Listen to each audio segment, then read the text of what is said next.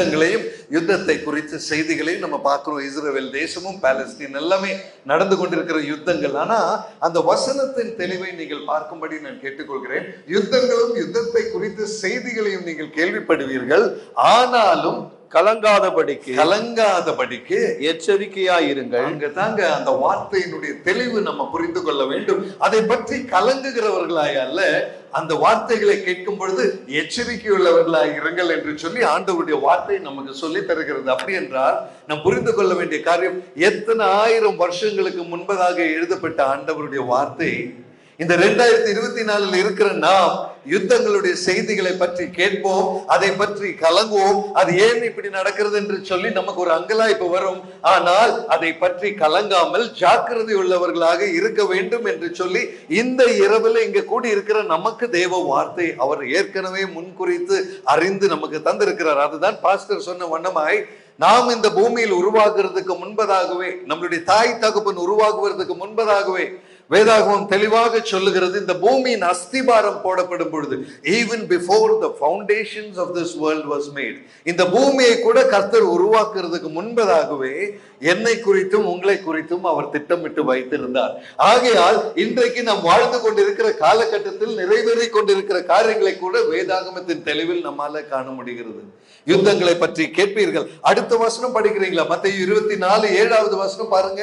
ஜனத்துக்கு விரோதமாய் ஜனமும், ஜனத்திற்கு விரோதமாய் ஜனமும், ராஜ்யத்திற்கு விரோதமாய் ராஜ்யமும், ராஜ்யத்திற்கு விரோதமாய் ராஜ்யமும் எழும்பும், பஞ்சங்களும், கொள்ளை நோய்களும், பூமி அதிர்ச்சிகளும். ஆமென். இன்னைக்கு பல இடங்களில் ஒரே நிமிஷம் அந்த வசனத்தை அப்படியே நீங்க படிக்கும் பொழுது, பஞ்சங்களும், கொள்ளை நோய்களும், பூமி அதிர்ச்சிகளும். இந்த வருஷம் புது வருஷம் ஜனவரி 1ஆம் தேதி ஆரம்பிக்கும் போது நம்ம எல்லாம் முதல் கேட்ட செய்தி என்ன? ஜப்பான்ல இருக்கிற பூமி அதிர்ச்சியா இல்லையா? அதற்கப்புறம் சைனாவில், அதற்கப்புறம் பங்களாதேஷ்ல. இன்னைக்கு ஆண்டவருடைய வார்த்தையின் தெளிவு எவ்வளவு கிளியர்னு பாருங்களேன். அதனால தான் நான் முதல் செய்தியின் ஆரம்பத்திலேயே இந்த வசனத்தை நான் எடுக்கிறதுக்கான காரணம், முதலாவது யுத்தத்தின் செய்தியை கேட்பீங்க. அந்த செய்தியை கேட்டு ஏன் இப்படி எல்லாம் நடக்குதுன்னு நினைப்பீங்க. ஆனா கலங்காதீங்க, ஜாக்கிரதையா இருங்க. அதுக்கப்புறம் கொள்ளை நோய்கள் வரும். அப்படி என்றால் கொரோனா போன்ற பலவிதமான நோய்கள் இந்த உலகத்தை தாக்குறதுக்கான காரியங்கள் இனி புறப்பட்டு கொண்டிருக்கின்றன. அது மாத்திரமல்ல, பஞ்சங்கள் வரும். ஒருவேளை இன்னைக்கு நீங்க எல்லாம் கேள்விப்பட்டு இருக்கலாம், இல்லைன்னா நீங்க உணர்ந்து இருக்கலாம், வேலை வாய்ப்பு ரொம்ப கம்மியா போச்சு. இப்போ வர வர படிச்சு பாஸ் ஆகிற குழந்தைங்களுக்கு கேம்பஸ் இன்டர்வியூங்கிறதே இல்லாத காலேஜஸ் நிறைய நம்ம பார்க்க முடியும். வேலை வாய்ப்பே இல்லை. காரணம் என்னவென்றால், உலக அளவில் பெரிய பெரிய கம்பெனிஸ்ல ஆட்கள் குறைத்து கொண்டிருக்கிறார்கள். கூகுள் போன்ற பெரிய கம்பெனி ஆட்களை குறைத்தார்கள், அமேசான் ஆட்களை குறைக்கிறார்கள், மைக்ரோசாப்ட் ஆட்களை குறைத்து கொண்டிருக்கிறது, ஐபிஎம் ஆட்களை குறைத்து கொண்டிருக்கிறது. ஏனென்று பார்த்தால் ஆண்டவருடைய வார்த்தையின் தெளிவு. மத்தேயு 24:7 பஞ்சம் வரும். அது ஜனங்களுக்கு தாங்க முடியாத பஞ்சம் வரும். அது நிறைவேறுதலின் காலத்தில் நாம் இருந்து கொண்டிருக்கிறோம். பூமி அதிர்ச்சிகள் உண்டாகும். இது தேவனுடைய வார்த்தையின் தெளிவு. ஒருவேளை இந்த பூமி அதிர்ச்சியும் இந்த யுத்தமும் வரும் என்று தெரிந்ததுக்கு பின்பு எழுதின வசனம் அல்ல வேத வசனம். நாம் எல்லாம் உண்டாவதற்கு முன்பதாகவே இருந்து இதே வேதாகமத்தை தலைமுறையாக படித்துக் கொண்டு இன்றைக்கு இந்த வேதாகமத்தை நாம் படிக்கும் பொழுது, ஒரு செய்தித்தாளில் அந்த செய்தி வருவதற்கு முன்பதாக இந்த வேதாகமத்தில் அது இருக்கிறது என்பதை அறிந்து அந்த வார்த்தை தந்த தேவனுக்கு கரங்களை தட்டி அவருக்கு ஒரு நன்றி செலுத்தலாம். ஹல்லேலூயா. ஜீவனுள்ள தேவனுடைய வார்த்தை எத்தனையோ ஆயிரம் வருஷங்களுக்கு முன்பதாக எழுதப்பட்ட வார்த்தை இன்றைக்கு 2024 நிறைவேறுகிறதை நம்மளுடைய கையில் இருக்கிற வேதாகமத்தின் தெளிவோடு கூட பார்க்கும்படியாக தேவாவியானவர் நமக்கு தருகிற உதவி. ஆகையால் தான் வெளிப்படுத்தின விசேஷம் போன்ற புஸ்தகங்கள் நம்மளுடைய வேதாகமத்தில் இருக்கும் பொழுது நிறைவேற வேண்டிய பல காரியங்களை குறித்து கர்த்தர் அதில் தெளிவாக நமக்கு எடுத்து சொல்லி இருக்கிறார். இதை புரிந்தவர்களாக நம்ம இருக்கும் பொழுது தான் என் தேவனுடைய வருகைக்கு ஆயத்தம் உள்ளவர்களாக நம்மை நாமே தயார்படுத்தி கொள்ள முடியும். காரணம் என்னவென்றால், சும்மா பிரசங்கம் பண்ணிட்டு போயிடலாம். பாவத்தை மன்னிப்பார், ரட்சிப்பை தருவார், நித்திய ஜீவனை தருவார், ஜீவ புஸ்தகத்தில் பெயர் எழுதுவார். இதெல்லாம் நம்ம கேட்டு நிறைய தடவை கேட்ட காரியங்கள் தான். ஆனால் உண்மையாக இவைகள் நிறைவேற வேண்டும் என்றால் இந்த கடைசி காலத்தின் அறிகுறிகள் என்ன, என் தேவன் செயல்படுகிற விதம் என்ன, என் கர்த்தருடைய பிரசன்னத்தில் என்னுடைய வாழ்க்கை எப்படி அமைந்திருக்க வேண்டும், ஏன் இந்த பூமியில் என்னையும் உங்களையும் சிருஷ்டித்தார், அவருடைய திட்டம் என்ன என்பதை அறிந்து கொள்ள இந்த வேதாகமத்தின் தெளிவில் இருந்து தெய்வ பிரசன்னத்தில் நாம் ஏற்றெடுக்கிற ஒவ்வொரு வசனத்தின் தெளிவையும் ஆவியானவர் நமக்கு தந்திருக்கிறார். அப்படி என்றால் இந்த பிப்ரவரி மாசத்துல உங்க முன்னால நான் வந்து நின்று இந்த கூட்டத்துல நம்ம பங்கெடுக்கிறோம் என்று சொன்னால் கர்த்தர் முன் குறித்து நம்மளுடைய வாழ்க்கையின் நாட்களில் நியமித்த ஒரு நாள் இந்த நாள். ஹalleluya. கர்த்தர் உங்களை பெயர் சொல்லி அழைத்ததின் அடையாளம் இந்த நாள். அதற்காக கரங்களை உயர்த்தி ஒரு ஹalleluya சொல்லலாம். ஹalleluya. Our God is a great and almighty God. அவருடைய சித்தம் இல்லாமல் ஒரு முடி கூட நம்ம தலையிலிருந்து கீழே போகிறதுக்கு வாய்ப்பே இல்லை. அவர் அறியாமல் எதுவுமே நடக்காது என்பதன் தெளிவுதான் இன்றைக்கு நாம் படித்துக் கொண்டிருக்கிற இந்த வார்த்தைகள். இப்போ அதே மத்தேயு 24 8வது வசனம் கூட படிக்கிறீங்களா பாஸ்டர்? எஸ். இவைகள் எல்லாம் வேதனைக்கு ஆரம்பம். வேதனைக்கு ஆரம்பம். அந்த வசனம் பாத்தீங்களா? இப்படி எல்லாம் நீங்க யுத்தத்தை பார்க்கும் பொழுது, பூமி அதிர்ச்சிகளை பார்க்கும் பொழுது, கொள்ளை நோய்கள் பஞ்சங்களை பார்க்கும் பொழுது, ஒரு காரியத்தை தெய்வ ஜனம் உணர்ந்து கொள்ள வேண்டும். இவைகள் எல்லாம் இனி வரப்போகிற வேதனையின் காலத்திற்கு இது ஆரம்பம். என்னை கேட்கிற தெய்வ ஜனமே, அப்படி என்றால் முன்னால இருக்கக்கூடிய காலகட்டம் கொஞ்சம் ஜாக்கிரதையாக நீங்களும் நானும் நடக்கணும். அதனால தான் மத்தேயு 24:6 ஜாக்கிரதையாய் இரு என்று அந்த வார்த்தை பயன்படுத்தப்பட்டது. என்ன ஜாக்கிரதை? எதற்காக ஜாக்கிரதை? எதை குறித்து நாம் ஜாக்கிரதையாக இருக்க வேண்டும்? ஒருவேளை இந்த காலகட்டத்தில் பார்ப்போம் என்று சொன்னால் நமக்கு எல்லாம் தெரியும், வாலிபர்கள் அதிகமாக சபைக்கு வருவதில்லை. யங் ஜெனரேஷன் இன்னைக்கு தேவாலயத்திற்கு வருவதும் ஆராதிப்பதும் காண்பதும் மிகவும் அரிதான ஒரு காரியமாக இருக்கிறது. ஏனென்று கேட்டால் கடைசி காலத்தின் திருப்பங்கள், லைஃப் ஸ்டைலின் மாற்றங்கள், ஜெனரேஷனல் சேஞ்சஸ், அவர்கள் விருப்பம் வேறையாக இருக்கிறது. ஆண்டவருடைய வார்த்தையின் மேல் இருக்கிற விருப்பங்கள் குறைந்து வருகிறது ஜனங்களுக்கு. பாவத்தின் நிறைவை தான் எல்லா இடத்திலையும் பார்க்கிறோம். ஒருவேளை உங்களை போன்ற பாண்டிச்சேரி போன்ற பட்டணத்தில் வந்தால், ஒரு சனிக்கிழமை ஞாயிற்றுக்கிழமை வீக்கெண்ட் ஹாலிடே லீவ் டைம் வந்தாச்சுன்னா உங்களுக்கு நல்லா தெரியும் இங்க என்ன நடக்குது பீச்சை சுத்தின்னு சொல்லி, இல்லையா? உங்களுக்கு யாரும் புதுசா சொல்லி தர வேண்டிய தேவையில்லை. அதற்கு ஜனங்கள் பல பாகங்களில் இருந்து ஓடி வந்து ரூம் எல்லாம் புக் பண்ணி இங்க தங்கி இந்த 2 நாள் இங்க இருப்பதற்காக ஏகப்பட்ட பணத்தை செலவு பண்றதுக்கு எல்லாருமே தயார். ஆனால் ஆண்டவருடைய ஆலயத்துல ஒரு 2 நாள் ஜெபம் இருக்கு என்று சொல்லி பாருங்கள், அதற்கு வருவதற்கு யாருமே தயாராக இருக்க மாட்டார்கள். இந்த ஒரே ஒரு காரணம் போதும் நமக்கு புரிந்து கொள்ள, கடைசி காலத்தில் கர்த்தருடைய வருகை சமீபமாய் இருக்கும் பொழுது அவர் தேர்ந்து கொள்ளப்பட்ட ஜனங்கள் மிகவும் சுருக்கமானவர்கள், மிகவும் அரிதானவர்கள். அந்த கூட்டத்தில் இருக்க பெற்ற வாய்ப்புக்காக கரங்களை தட்டி தேவனுக்கு ஸ்தோத்திரம் செய்யலாம். ஹல்லேலூயா, ஸ்தோத்திரம், ஆமென். பாண்டிச்சேரி பட்டணத்துல எங்கோ ஒரு பாகத்தில் இருந்து ஒரு பார்ல குடிச்சிட்டு ஒரு பீச்ல ஆட்டம் போட்டுட்டு நடக்க வேண்டியதற்கு பதிலா ஒரு தேவாலயத்தில் வந்து அதே பாண்டிச்சேரியில கர்த்தருடைய வார்த்தைக்கு முன்பதாக காத்திருக்கிற தெய்வ ஜனமே, நீ பாக்கியவான் என்று சொல்லி கர்த்தருடைய வார்த்தை சொல்லுகிறது. Hallelujah, receive it in the name of Jesus. இது கர்த்தருடைய கிருபை அல்லாமல் பெறக்கூடிய ஒரு வாய்ப்பு அல்ல. இது தேவனுடைய தயவு இல்லாமல் நம்மளுடைய வாழ்க்கையில் வர வேண்டிய தேவையும் இல்லை. இன்று மாலை வேளையிலே கர்த்தருடைய பிரசன்னத்தில் நம்ம நிற்கும் பொழுது இது அவர் தருகிற தயவு என்பதை அறிந்து அவருடைய பிரசன்னத்தில் பயபக்தியோடு நிற்கும்படி தேவாவியானவர் நமக்கு தருகிற அழைப்பு இது.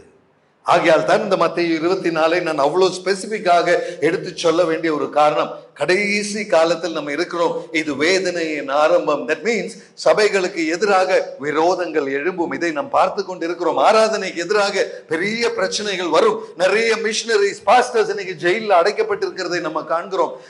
மேற்கு இந்தியாவில் எல்லாம் சபைகள் உடைக்கப்படுவதை நாம் காண்கிறோம். கிறிஸ்தவர்கள் அங்கே அவர்களுக்கு உபதிரவங்கள் கொடுக்கப்படுவதை நாம் காண்கிறோம். இதற்கெல்லாம் காரணம் என்ன? வேதனையின் ஆரம்பம். ஹல்லேலூயா. என்னை கேட்கிற அருமையான தெய்வ ஜனமே, முதல்ல ஜெபித்த மாதிரி ஜெபிக்க முடியல. வீட்டுல ஒரு ஜெப கூட்டம் கூட நடத்த முடியல. பக்கத்து தெருவில் இருக்கிறவங்க ஏன் சத்தம் போடுறீங்கன்னு கேட்கிறாங்க. அந்த அளவுக்கு ஒரு ஜெபம் கூட பயந்து நடத்த வேண்டிய ஒரு நிலைமைக்குள் இன்றைக்கு நம்மளுடைய நாட்டிலே இருக்கும் என்று சொன்னால் உலக அளவில் அது எப்படி இருக்கும் என்பதை நம்ம யோசித்து பார்க்க முடியுமே. அப்படி என்றால் ஆண்டவருடைய வார்த்தை அந்த தெளிவை தானே சொல்லுகிறது. ஜாக்கிரதையா இருங்க அம்மா, ஜாக்கிரதையா இருங்க ஐயா. இது கடைசி காலத்தின் வேதனையின் ஆரம்பத்தின் அறிகுறிகள். ஆமென். என்னை கேட்கிற தெய்வ ஜனமே, கடைசி காலத்தில் இருக்கிற நாம் எப்படி இருக்க வேண்டும் தேவ பிரசன்னத்திலே? அதுதான் இன்றைக்கு ஆவியானவர் நம்மோடு கூட இடைப்பட விரும்புகிற ஒரு பாகம். வெளிப்படுத்தின விசேஷத்தை நாம் பார்க்கும் பொழுது அங்க அநேக சபைகளோடு தேவன் பேசுகிறது உண்டு. ஆனால் இன்றைக்கு நீங்க வெளிப்படுத்தின விசேஷம் 3வது அதிகாரத்துக்கு கொஞ்சம் திருப்புவீங்களா? 3வது அதிகாரம். அந்த 3வது அதிகாரத்தில் முதல் வசனத்திலிருந்து 6வது வசனம் வரைக்கும் நம்ம பார்க்கும் பொழுது அங்க சர்து என்கிற ஒரு சபை, the Church of Sardis என்று சொல்லி அங்க பார்க்கிறோம். வெளிப்படுத்தின விசேஷம் 3வது அதிகாரத்தின் முதல் வசனம் படிக்கிறீங்களா பாஸ்டர்? சபையின் தூதனுக்கு, சர்துவின் சபையின் தூதனுக்கு நீ எழுத வேண்டியது என்னவெனில், தேவனுடைய 7 ஆவிகளையும் 7 ஆவிகளையும் 7 நட்சத்திரங்களையும் ஆவிகளையும் உடையவர் சொல்லுகிறதாவது உன் கிரியைகளை அறிந்திருக்கிறேன். உன் கிரியைகளை நான் அறிந்திருக்கிறேன். நீ உயிருள்ளவன் என்று பெயர் பெற்றிருந்தும் நீ உயிருள்ளவன் உனக்கு பேர் இருக்குப்பா, செத்தவனாய் இருக்கிறாய். ஆனாலும் நீ செத்தவனாக நீ இருக்கிறாய். என்ன கேட்கிற அருமையான தெய்வ ஜனம், அந்த முதல் வசனத்தை கொஞ்சம் நீங்க உத்து கவனிக்கும்படி நான் கேட்டுக்கொள்கிறேன்.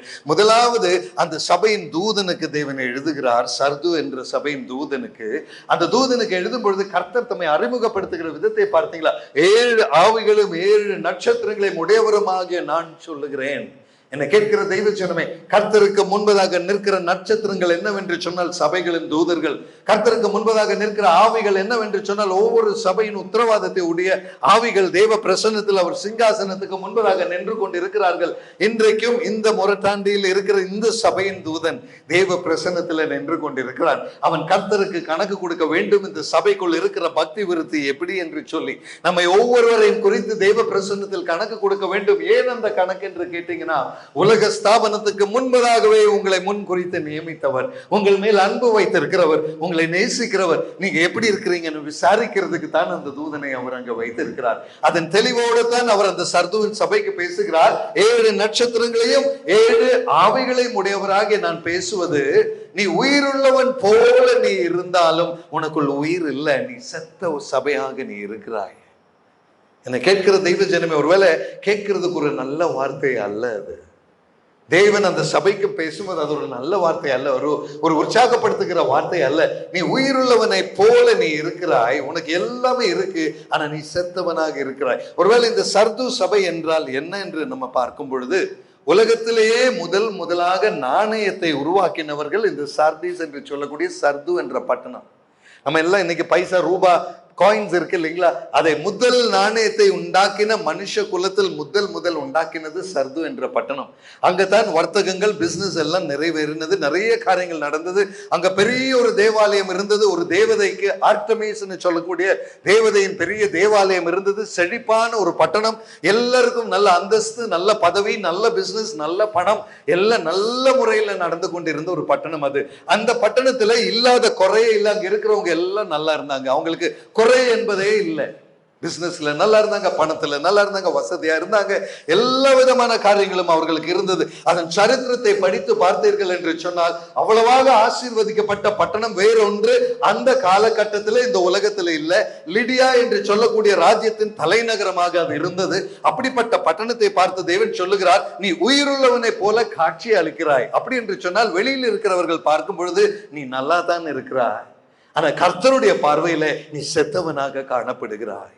இன்றைக்கு காலையில மாலையில என்ன கேட்கிற அருமையான தெய்வ ஜனமே, நம்மை பார்த்து ஒரு விஷயத்தை ஆவியானவர் இன்றைக்கு மாலையில கேட்கிற அதே கேள்விதான். நீ உயிருள்ளவனை போல வெளியில நல்ல ட்ரெஸ் எல்லாம் போட்டு நல்லா தானே இருக்கிற, உங்க பார்க்கும்பொழுது ரொம்ப நல்லா இருக்கு, உன் வாழ்க்கையில பார்க்கும்போது எல்லாம் நல்லா இருக்கிற மாதிரி தெரியுது, ஆனா உன்னை நேராக உன்னுடைய இருதயத்திற்குள் பார்க்கும் பொழுது என் கர்த்தர் எதிர்பார்க்கிற தெளிச்சமும் விருப்பமும் என் உயிரும் அதற்குள்ள இல்லையே என்று சொல்லி ஆவியானவர் வெளிப்படுத்த விரும்புகிறார். அருமையான சகோதரனே, சகோதரி, இந்த வார்த்தையின் தெளிவு எதற்கு தெரியுமா? கர்த்தர் ஜாக்கிரதையாக இரு என்று மத்தேயு 24:7-6 சொன்ன அந்த வார்த்தையின் தெளிவு தான் நம்ம வாழ்க்கையின் தெளிவை கர்த்தர் எதிர்பார்க்கிறார். ஜாக்கிரதையாக இருக்க வேண்டிய பாகம் எங்க தெரியுமா? என் கர்த்தருக்கு முன்பதாக நான் உண்மையுள்ளவனாக இருக்கிறேனா? என் கர்த்தர் என்னை காணும் பொழுது நான் ஒரு பரிசுத்தவானாக இருக்கிறேனா? கர்த்தர் என் வாழ்க்கையை, என் இருதயத்தை அவர் காணும் பொழுது அவர் எதிர்பார்க்கிற சுத்தமும் பரிசுத்தமும் நீதியும் என்னுடைய இருதயத்தில் அவரால் பார்க்க முடியுமா? அந்த தெளிவுள்ள ஒரு மனுஷனாகத்தான், ஒரு சகோதரனாக, சகோதரியாக நான் வாழ்கிறேனா என்று சொல்லி ஒரு விசை நம்மளுடைய சொந்த மனசாட்சியை திரும்பி பார்த்தா இதே வார்த்தையை தேவனுடைய பிரசன்னத்தில் இருந்து, your reputation is gone, you are a dead church, நீ ஒரு செத்த சபையாக இருக்கிறாய் என்று ஆவியானவர் அந்த சபையை பார்த்து சொல்கிறார். ஒரு வசனம் படிப்பீங்களா? வெளிப்படுத்தின விசேஷம் 1வது அதிகாரம் அதனுடைய 20வது வசனம் கொஞ்சம் படிங்க, அங்க பார்க்கலாம் தேவன் சபைகளுக்கு என்ன சொல்கிறார் என்று. வெளிப்பாடு 1:20. என் வலது கரத்தில் நீ கண்ட 7 நட்சத்திரங்களின் ரகசியத்தையும், கண்ட 7 நட்சத்திரங்களின் ரகசியம், 7 பொன் குத்து விளக்கின் ரகசியத்தையும், 7 பொன் குத்து விளக்கின் ரகசியத்தையும், 7 அந்த நட்சத்திரங்களும் 7 நட்சத்திரங்களும் 7 சபைகளின் தூதர்களாம். பாத்தீங்களா? அந்த நட்சத்திரம் என்று சொன்னால் சபையின் தூதன். அப்படி என்றால் நம்ம படிச்ச வசனத்துல அவர் சொல்லுகிறார் 7 நட்சத்திரங்களும் 7 ஆவிகளையும் உடையவராகிய நான். தட் மீன்ஸ் அந்த தூதர்கள் தேவனுக்கு முன்பதாக நின்று கொண்டு அவருக்கு ஊழியம் செய்து கொண்டு இருக்கிறார்கள். இன்றைக்கு மாலையில நான் உங்களை பார்த்து கேட்க வேண்டிய கேள்வி, இந்த சபையின் தூதன் தேவனுக்கு முன்பதாக நிற்கும் பொழுது, ஆண்டவரே எங்க சபையில் இருக்கிற அத்தனை பேரும் உண்மையோடும் பரிசுத்தத்தோடும் பயபக்தியோடும் வாழ்கிறவர்கள் என்று அந்த தூதன் தேவ பிரசன்னத்தில் சொல்ல முடியுமா என்ற ஒரு கேள்விக்கு பதில் கொடுக்க வேண்டிய உத்தரவாதம் நமக்கு உண்டு. அருமையான சகோதரனே, சகோதரி, இன்றைக்கு மாலையில அப்படி ஒரு தூதனை தேவ பிரசன்னத்தில் நிற்க வைத்து ஒரு அசுத்தமான ஒரு வாழ்க்கை, இல்லை என்றால் ஒரு உயிரற்ற வாழ்க்கை, இல்லை என்றால் கர்த்தருடைய கிருபை குறைந்து போன ஒரு வாழ்க்கை வாழ்கிற ஒரு ஜனமாக நாம் இருக்கக்கூடாது என்பதற்காக இவைகளை குறித்து நீ கடைசி காலத்தின் வேதனையின் ஆரம்பத்தின் கட்டத்துல நீ ஜாக்கிரதையா இரு மகனே, மகனே என்று சொல்லி ஆண்டவருடைய வார்த்தை நம்மை உற்சாகப்படுத்துகிற வார்த்தை. ஹல்லேலூயா! கரங்களை உயர்த்தி ஒரு நன்றி சொல்லிடலாம் இந்த தேவாதி தேவனுக்கு. அவர் பிரசன்னம் பெரிது, அவருடைய கிருபை பெரிது. நான் சொல்றேங்க, இந்த வெளிப்படுத்தின விசேஷம் என்ற புஸ்தகம் தேவனுடைய அன்பின் கடிதம். It is a love letter from God to his children. தாம் நேசிக்கிற தம்முடைய குழந்தைகளுக்கு அவர் தருகிற அன்பின் கடிதம் வெளிப்படுத்தின விசேஷம். நிறைய பேர் சொல்லுவாங்க, பிரதர் வெளிப்படுத்தின விசேஷம் படிக்கிறதுக்கு ரொம்ப பயமா இருக்கு. 666 எல்லாம் போட்டிருக்கு, அந்த கிறிஸ்துவெல்லாம் போட்டிருக்கு, மிருகம் போட்டிருக்கு, சர்ப்பத்தை பத்தி போட்டிருக்கு, கடைசி காலத்துல வர்ற பெரிய அக்கிரமங்களை பத்தி எல்லாம் போட்டிருக்கு. அதெல்லாம் படிக்கும்போது பயமா இருக்குன்னு சொல்றாங்க. ஆனா என்னை கேட்கிற தெய்வ ஜனமே, அதை பார்த்து தம்முடைய குழந்தைகளாக நீங்களும் நானும் பயப்படாமல் இருக்க கர்த்தர் முன்குறித்தே நமக்கு சொல்லி தருகிற அன்பின் வார்த்தை வெளிப்படுத்தின விசேஷம். கரங்களை உயர்த்தி ஒரு நன்றி சொல்லலாமா? நம்மளுடைய தேவனை போல அன்பு கூறுகிறவர் வேறு ஒருவரும் இல்லைங்க. இப்படி தம்முடைய ஜனங்களுக்கு முன்குறித்தே சொல்லி தந்தவர் இன்னொருவர் இல்லைங்க தெய்வ ஜனமே. இன்னைக்கு அதை தாங்க நம்ம புரிஞ்சுக்கணும். அதே வெளிப்பாடு 3வது அதிகாரத்தின் 2வது வசனம் படிக்கிறீங்களா? சபையை பார்த்து நீ செத்த சபை என்று சொல்லுகிறார். இப்ப 2வது வசனத்துல பாருங்க, உன் தூக்கத்தில் இருந்து விழித்தெரு என்று சொல்லுகிறார். 2வது வசனம், நீ விழித்துக் கொண்டு சாகரத்துக்கு ஏதுவாய் இருக்கிறவைகளை, சாவிற்கு ஏதுவாய் இருக்கிறவைகளை ஸ்திரப்படுத்து. என்னை கேட்கிற தெய்வ ஜனமே, இங்க பாத்தீங்களா? ஸ்திரப்படுத்து. அதுக்கப்புறம் கீழே படிங்க பாஸ்டர். உன் கிரியைகள், உன்னுடைய கிரியைகள் தேவனுக்கு முன் நிறைவுள்ளவைகளாக நான் காணவில்லை. அருமையான தெய்வ ஜனமே, இன்னைக்கு ஒருவேளை கர்த்தர் இந்த வார்த்தை நமக்கு தான் சொல்லியிருப்பாரோ, உன் கிரியைகள் தேவனுக்கு முன்பதாக நிறைவுள்ளவர்களாக காணப்பட முடியவில்லையே. என்னை கேட்கிற அருமையான தெய்வ ஜனமே, உலகத்தில் இருக்கிற மனுஷர் மேல் அன்பு கூற வேண்டிய நாம் பூர்ணமாய் எல்லார் மேலும் அன்பு கூறுகிறோம் என்று தெய்வ பிரசன்னத்தில் முழு இருதயத்தோட சொல்ல முடியுமா? எல்லார் மேலே அன்பு கூற முடியலன்னா உன் கிரியைகள் தேவனுக்கு முன்பதாக நிறைவுள்ளவைகள் அல்லவே.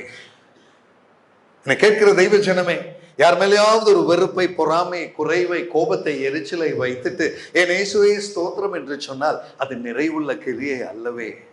நீ ஆராதிக்க தெய்வ பிரசன்னத்தில் வரும்பொழுது, இப்படி ஒரு ஆலயத்திற்கு வரும்பொழுது ஏதோ வேற வழி இல்லாமல் வருகிறேன், இல்லை என்றால் என் தேவன் என்னை தண்டிப்பார், அதற்காக ஆராதனைக்கு வர, இல்லைன்னா என் தேவை சந்திக்கிறதுக்காக வருகிறேன் என்ற எண்ணத்தோடு வந்தால் உன்னுடைய எண்ணங்கள் தெய்வ பிரசன்னத்தில் நிறைவுள்ளவைகள் அல்லவே. அருமையான சகோதரி, சகோதரி, ஆகையால் நீ விழித்திருந்து உனக்குள் இருக்கிற மிச்சத்தை கொஞ்சம் ஸ்திரப்படுத்திக் கொள் என்று சொல்லி ஆவியானவர் அந்த சபைக்கு எடுத்து சொல்லுகிறார். அப்படி என்றால் நமக்குள்ள கொஞ்சம் நன்மை இருக்குங்க. கொஞ்சம் பேரை நம்ம நேசிக்கிறோம், கொஞ்சம் பேரை நம்ம வெறுக்காம இருக்கிறோம், கொஞ்சம் பேருக்கு நம்ம நல்லது செய்யறோம், கொஞ்சம் பேருக்கு நம்ம விரும்பி செய்யறோம். சில வேளைகளில் ஜெபத்தை விரும்பி ஜெபிக்கிறோம், சில வேளைகளில் வார்த்தையை விரும்பி படிக்கிறோம், சில வேளையில ஆராதனை விரும்பி ஆராதனை செலுத்துகிறோம். அந்த சில வேளை என்பதை விட்டுட்டு நீ அதை ஸ்திரப்படுத்த என்று ஆவியானவர் தெளிவுபடுத்துகிறார். ஹல்லேலூயா! கரங்களை உயர்த்தி ஒரு நன்றி சொல்லிடலாமா? இந்த வெளிப்பாடை தேவ ஆவியானவர் இந்த வார்த்தையின் மூலமாய் தரும் பொழுது என்னை கேட்கிற அருமையான சகோதரி, அருமையான சகோதரனே, நீ கொடுக்கிற ஆராதனையில் உண்மை உள்ள முழுமை உண்டா? பிதாவினுடைய பிரசன்னத்தில் அது நிறைவுள்ளதாக காணப்படும் என்று நினைக்கிறாயா? அப்படி என்றால் அதற்கு ஒரு உதாரணத்தை நான் சொல்லுகிறேன். நான் என் கர்த்தரை ஆராதிக்கிறேன் என்று சொன்னால் என்னுடைய மனதிலோ, இருதயத்திலோ, இந்த உடம்பிலோ, சரீரத்திலேயோ, யோசனையிலேயோ, சிந்தையிலேயோ ஒரு மனுஷனையும் குறைவாய் காணாமல் என் இயேசுவே உமக்கு ஸ்தோத்திரம் என்று சொல்லக்கூடியது பூர்ண மனதோடு இருக்கிற ஆராதனை. ஹல்லேலூயா. யார் ஒருவர் மேல் ஒரு குறைவு எண்ணத்தை வைத்து அதே இயேசுவே ஸ்தோத்திரம் என்று சொன்னால் அது கர்த்தருடைய சந்நிதியில் நிறைவு இல்லாத ஒரு ஆராதனை. அருமையான தெய்வ ஜனமே, அதை புரிந்து கொள்ளும்படி தான் ஆவியானவர் இன்றைக்கு இந்த வார்த்தையை நமக்கு முன்பதாக வைக்கிறார். கடைசி காலத்தில் நீ எச்சரிக்கையாக இருக்க வேண்டியது, உனக்குள் இந்த உலகத்தின் சூழ்நிலை பூர்ணமாய் தேவனை நேசிக்க அனுமதிக்காத சிச்சுவேஷன் உன்னை சூழ்ந்து இருக்கும் பொழுதும் அதன் மத்தியிலும் கர்த்தருக்கு என்று சொல்லி உண்மையுள்ள மகனாய் மகளாய் நிற்பாயா? ஓ ஹல்லேலூயா, I give glory to God. இது பெரிய கஷ்டமான ஒரு விஷயம். ஒருவேளை இன்றைக்கு மாலையில பாஸ்டர் சொன்ன வண்ணமா இந்த தேதியை குறிப்பிட்டு இன்னைக்கு இந்த 24ஆம் தேதி பாண்டிச்சேரியில் இந்த மீட்டிங் எல்லாம் வைக்கணும்னு சொல்லும் பொழுது நானும் பாஸ்டருக்கு ஜெபித்துட்டு டேட்டை கொடுத்தேன். ஆனா நடந்தது என்ன தெரியுங்களா? எங்களுடைய கம்பெனி அங்க யூரோப்ல இருந்து எங்களுடைய சேர்மன் வந்து பெங்களூருக்கு வந்திருக்கிறார். நேற்றைய தினத்துல தான் வந்தார். அவர் நேற்றைய தினத்துல வந்து இங்க ஒரு வாரமாக இங்க இருப்பார். இருக்கிற அன்னைக்கு அவர் வந்ததுன்னு அடுத்த நாள் நான் போயிட்டு வரேங்கன்னு சொல்லி நான் பாண்டிச்சேரிக்கு நான் வந்திருக்கிறேன். அதனுடைய ஒரே காரணம் நீங்க புரிஞ்சுக்கணும், வேலையை விட, உலகத்தின் அந்தஸ்தை விட, உலகத்தின் பதவியை விட, உலகத்தின் காரியங்களை விட கர்த்தருடைய வேலை மேன்மையானது. ஹல்லேலூயா. அதை அறிந்து நாம் தெய்வ பிரசன்னத்துல நிற்க வேண்டும். இன்றைக்கு அவர்கள் பெங்களூர்ல இருக்கிறாங்க. நான் சொல்லிட்டு வந்த 2 நாள் நான் ஆண்டவருடைய வேலையாக நான் செல்லுகிறேன். அதுக்கப்புறம் திங்கட்கிழமை வந்து உங்களை நான் பார்த்துக் கொள்கிறேன் சொல்லி நான் வந்தாச்சு. அருமையான தெய்வ ஜனமே, இன்றைக்கு இது செய்வது கஷ்டம். இந்த உலக பார்வையில் அது கஷ்டம். ஒரு போன் எடுத்து பாஸ்டர் கூப்பிட்டு, பாஸ்டர் இப்படி ஒரு பிரச்சனை இருக்குங்க, என்னால வர முடியாதுன்னு சொல்றது ரொம்ப ஈஸி. ஆனா அந்த கஷ்டத்தின் சூழ்நிலையிலும் அதை எடுத்து சொல்லி அதையும் மேலாக அந்த ஊழியத்தை காண கர்த்தர் தருகிற கிருபை ஒன்று உண்டு அல்லவா? அதுதானுங்க தெய்வீக தயவு. ஹல்லேலூயா. கர்த்தருக்கு ஒரு நன்றி சொல்லலாமா? இன்றைக்கு மாலையில என்ன கேட்கிற தெய்வ ஜனமே, அங்க இருப்பதை விட இந்த தேவ பிரசன்னத்தில் இருப்பது எவ்வளவு மேன்மை. ஆமென். ஹல்லேலூயா. உலக மனுஷனை விட என் கர்த்தருடைய பிரசன்னத்தில் இருப்பது எவ்வளவு மேன்மை. எவ்வளவு உன்னதங்களில் இருக்கிறவர்கள் இருக்கட்டுமே, அதை விட என் தேவன் பெரியவர் அல்லவா? அவர் இல்லாமல் நம் வாழ்வில் எந்த கிருபையும் கிடையாது இல்லைங்களா? அவரை கனப்படுத்தும் பொழுது அவர் நமக்கு கனத்தை செய்வார். ஆமென். ஹல்லேலூயா. அந்த தேவனை ஆராதிக்கத்தான் நாம் இன்றைக்கு கூடி வந்திருக்கிறோம். இதை உணர்ந்தவர்களாக சபை அனைத்தும் தேவ பிரசன்னத்தில் அந்த பயபக்தியோடு நிற்க வேண்டும். உங்களுடைய வாழ்க்கையில் கர்த்தருடைய பிரசன்னத்தை தவிர வேறு எதையுமே மேன்மையாக நினைக்கிற ஒரு காரியம் இருக்கக்கூடாது என்பதன் தெளிவை இன்றைக்கு ஆவியானவர் தெளிவாக சொல்கிறார். நான் அதை சொல்கிறேன். ஆமென். கர்த்தருடைய பிரசன்னத்தை தவிர, உங்களுடைய ஜெப வாழ்க்கையை தவிர, ஆண்டவருடைய வார்த்தையை தவிர, கர்த்தருக்கு கொடுக்கிற கனத்தை தவிர அதை விட மேன்மையான ஒன்று நம்ம வாழ்க்கையில எங்கேயுமே இருக்கக்கூடாது. அது வேலையோ, மனைவியோ, குழந்தையோ, நம்மளுடைய பொசிஷனோ, சொத்தோ, சுகமோ, பணமோ, எதுவுமே கர்த்தருக்கு மீறி நம்ம வாழ்க்கையில் இருக்கக்கூடாது. அப்படி என்றால் தேவன் உன்னை நிறைவுள்ளவனாய் காண்பார். இல்லை என்றால் உன் கிரியைகள் எனக்கு அவைகள் குறைவுள்ளவர்களாக நிற்கிறது என்று கர்த்தருடைய வார்த்தையை கேட்க நமக்கு நேரிடும். காரணம் என்னவென்றால், சாலமோன் என்ற ராஜாவை பத்தி நமக்கு எல்லாம் தெரியும் இல்லையா? மிகவும் ஞானமுடைய ஒரு மனுஷன். அவர் தான் பிரசங்கியின் புஸ்தகத்தை எல்லாம் எழுதினார். அவர் தான் நீதிமொழிகள் நிறைய நமக்கு அங்க எழுதி கொடுத்திருக்கிறார். ஒரு வசனம் படிக்கலாமா? சாலமோனை பற்றி கொஞ்சம் பார்க்கலாமா? 1 ராஜாக்கள், பழைய ஏற்பாடுல 1 ராஜாக்கள் 15வது அதிகாரம் அதனுடைய 3வது வசனம். 1 ராஜாக்கள் 15:3.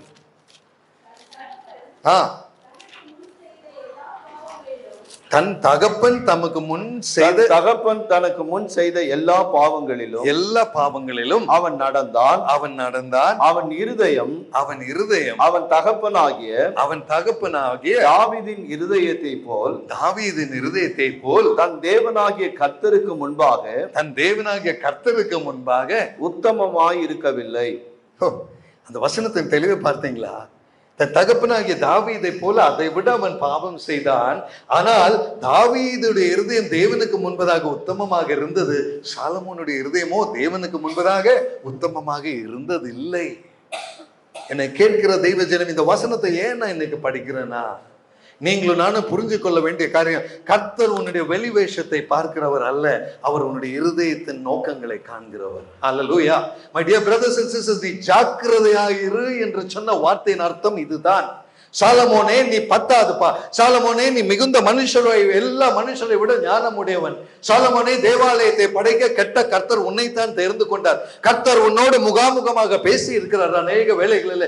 சாலமோனே நீ தேவனால் தேர்ந்து கொள்ளப்பட்டவன், ஆனாலும் உன்னுடைய இருதயம் தேவனுக்கு முன்பதாக உண்மையற்றதாக இருந்தது என்று வேதத்தில் ஒரு வசனம் இருக்கிறது அல்லவா? அதற்கு அர்த்தம் என்ன தெரியுங்களா? பெரிய பதவி இருந்து, ஞானம் இருந்து, என்னதான் தெய்வீக அறிவு இருந்தும் பிரயோஜனம் இல்லை. உன்னுடைய இருதயத்துக்குள்ள உண்மையும் உத்தமம் இல்லை என்றால் நீ தேவ பிரசன்னத்தின் நிறைவை காண முடியாது. ஆமென்.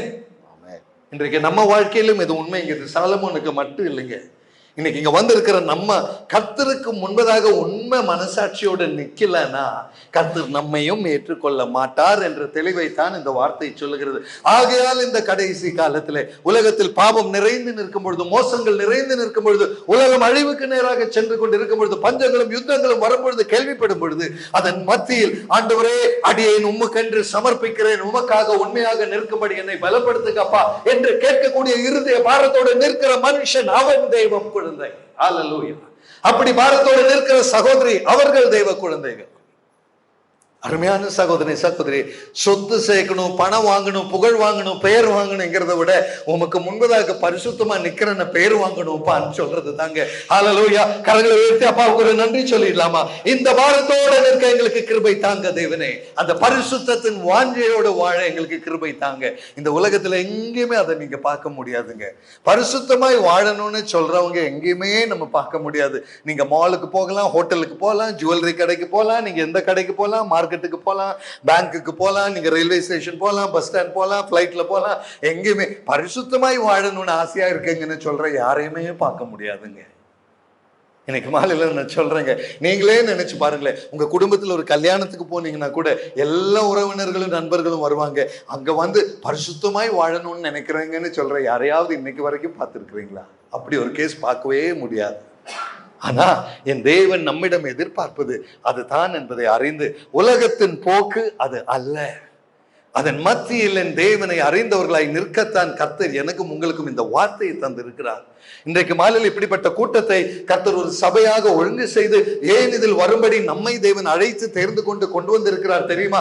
ஏன் பெங்களூர்ல இருக்கிற காரியங்களை எல்லாம் விட்டுட்டு இங்க வந்து நிற்க வேண்டிய கடமை ஏன் தெரியுமா? என் கர்த்தருக்கு முன்பதாக இன்னும் பரிசுத்தத்தில் நடக்க வேண்டுமே, என் தேவன் எதிர்பார்க்கிற பரிசுத்தம் நமக்குள் உருவாக வேண்டுமே, அது கர்த்தருடைய விருப்பம் அல்லவா? அதற்கென்று சொல்லி என்னை சமர்ப்பிக்க வந்திருக்கிறேன் ஆண்டவரே என்று சொல்லி அந்த தேவனுக்கு ஒரு காணிக்கையாக நம்முடைய வாழ்க்கை அர்ப்பணிக்க அவர் தருகிற அந்த அழைப்பை ஏற்றெடுக்கத்தானே இப்படிப்பட்ட ஜெப வேளைகள். கரங்களை தட்டி கர்த்தருக்கு ஒரு நன்றி செலுத்தலாமா? ஹல்லேலூயா.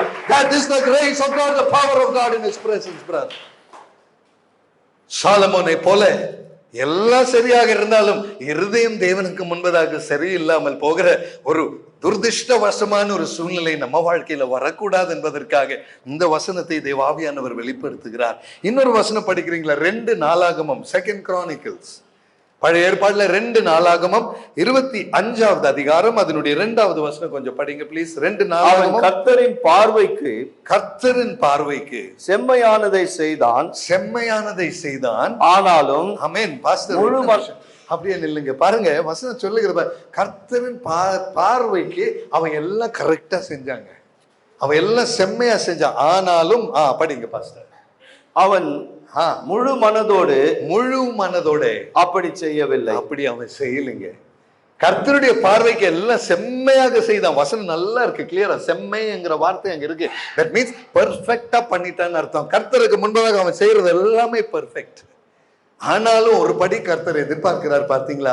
அவன் என்னதான் பெர்ஃபெக்ட்டா பண்ணாலும் முழு மனதோடு அவன் செய்யலன்னு ஒரு வார்த்தை வேதாகமத்தில் இருக்கே.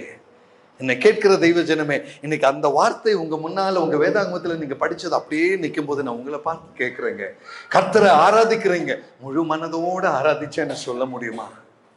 கர்த்தரை தொழுது கொள்ள வந்திருக்கிறீங்க, உண்மையாக எனக்கு வேற எதையும் விட என் தேவன் போதும் என்று சொல்ல நம்மால முடியுமா? என் வாழ்க்கையில் ஆண்டவரே 100% நீங்க போதும், மற்றதெல்லாம் 100க்கு கம்மி போதும்ப்பான்னு சொல்ல நம்மால முடியுமா? தெய்வ ஜனமே, இன்றைக்கு மாலையில இந்த ஒரு காரியத்தை தான் ஆவியானவர் உணர்த்த விரும்புகிறேன். கர்த்தருடைய பார்வையில் எல்லாம் செம்ம. நான் சர்ச்சுக்கு போறேன், நான் ஜெபிக்கிறேன், நான் பைபிள் படிக்கிறேன், நான் ஆராதிக்கிறேன், நான் காணிக்க போடுறேன், நான் தசம பாகத்தை கொடுக்கிறேன், நான் எல்லாம் பண்றேன், எல்லாம் செம்மையா இருக்கு. பார்க்கும்போது எல்லாமே எந்த தப்பும் இல்லை. நம்மளே கேட்டா நான் ஆண்டவருக்கு முன்னால எல்லாமே உண்மையா இருக்கிறேன் பிரதர், நான் எந்த குறையும் வைக்கல, முடிஞ்ச அளவுக்கு ஆண்டவருக்கு முன்னால நான் கிளியரா நிக்கிறேன். ஆனா கர்த்தர் கேட்கிறார், உன்னுடைய முடிஞ்ச அளவு அல்ல பிரதர். ஹல்லேலூயா. உன் முழு மனதோட உன் கர்த்தருக்கு கொடுக்கும்படியாக முழு இருதயத்தோட, முழு சரீரத்தோட, முழு பலத்தோட, முழு ஆவியோட உன் தேவனுக்கு என்று சொல்லி அர்ப்பணிக்க விட்டால் அதை தேவன் ஏற்றுக்கொள்ள மாட்டார். ஹல்லேலூயா.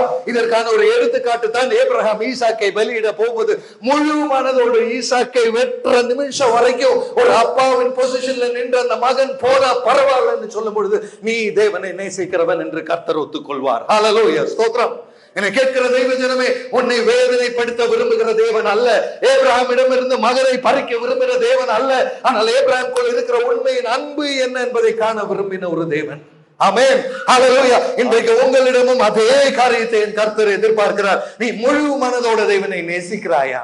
எத்தனை பேர் நம்ம மனசாட்சியை தொட்டு நம்மளால சொல்ல முடியும், நான் முழு மனசோட இயேசுவை மட்டும் நேசிக்கிறாங்கன்னு சொல்லக்கூடியவங்க நம்ம இருக்கிறோமா? ஹல்லேலூயா. கரங்களை உயர்த்துகிறவர்களுக்காக நான் தேவனை ஸ்தோத்திரிக்கிறேன். அருமையான தெய்வ ஜனமே, முழு இருதயத்தோட கர்த்தரை நேசிப்பது என்பது கஷ்டமான காரியம். எஸ்பெஷலி இந்த 2024 காலகட்டத்திலே, இந்த உலக சூழ்நிலையில வெளியில இருக்கிற ஆசாபாசங்களை எல்லாம் பார்க்கும் பொழுது முழுமையாய் கர்த்தரை நேசிப்பது என்பது ஏதோ நம்ம புத்திக்கு எட்டாத காரியம், ஏதோ நம்ம முயற்சிக்க முடியாத காரியம். ஆனால் ஆவியானவர் சொல்லுகிறார், பரிசுத்த ஆவி என்ற தேற்றரவாளனை நீ தேடுவாய் என்று சொன்னால் உன்னால் கூடாததை என் தேவன் உன்னை பலப்படுத்துவார். ஹல்லேலூயா. கர்த்தரை நேசிக்க கிருபை தேவன் தருவார். அது உன்னால் முடியும் தெய்வ ஜனமே. ஹல்லேலூயா. உன் கர்த்தரை நேசிக்க முடியும். ஆகையால் தான் ஆண்டவருடைய வார்த்தை சொல்லுகிறது, நான் பரிசுத்தராய் இருக்கிறதை போல நீங்களும் பரிசுத்தராய் இருங்கள் என்று சொல்லி. பரிசுத்தமாய் இருப்பது நம்மால் முடியாத காரியம். ஆனால் நம்மை பரிசுத்தராய் நடத்துவதற்கு நம்மை பலப்படுத்த தேவனால் முடிகிற காரியம். ஆமென், ஹல்லேலூயா. கர்த்தருடைய கிருபை இருந்தால் பரிசுத்தவானாய் வாழ முடியும், நிச்சயமாக முடியும். பவுலும் சீலாவும் நடு ராவிலே ஆராதிச்சாங்கன்னு சொல்றாங்க.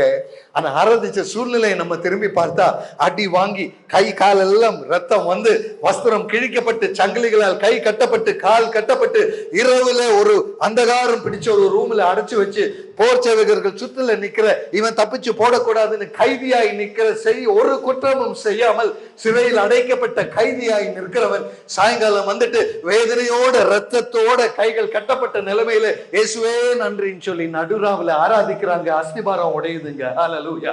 என்னை கேட்கிற அருமையான தெய்வ ஜனமே, ஆராதிக்க சூழ்நிலை தேவையில்லை. ஹல்லேலூயா. கர்த்தருக்கு நன்றி சொல்ல நன்மைகள் தேவையில்லை. கர்த்தரை துதிக்க உன்னுடைய வாழ்க்கையின் மேன்மைகள் தேவையில்லை.